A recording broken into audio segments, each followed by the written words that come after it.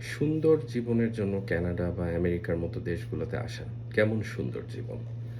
ধরেন আপনি কানাডা বা আমেরিকাতে আসলেন বাংলাদেশ থেকে। আসার পরে আপনি এখানে একটা মিনিমাম ওয়েজেসের চাকরি করবেন বা আপনি বা আপনার ওয়াইফ আপনারা ২ জন চাকরি করলেন।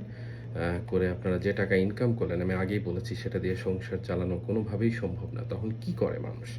তখন দেখা যায় যে তারা তাদের চাকরির পরেও তাদেরকে ডেলিভারির কাজ করতে হয়। লাইক ফুড ডেলিভারি বা গ্রোসারি ডেলিভারি।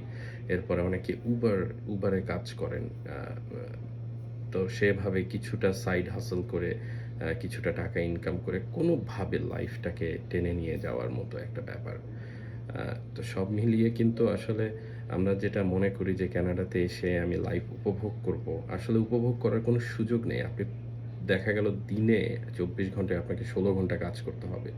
বাকি সময় আপনার হাউসহোল্ড চোরস আছে, এরপরে আপনাকে ঘুমাইতে হবে। সো আপনি যে ঘুরতে যাবেন কোথাও সেটারও কিন্তু সুযোগ নাই।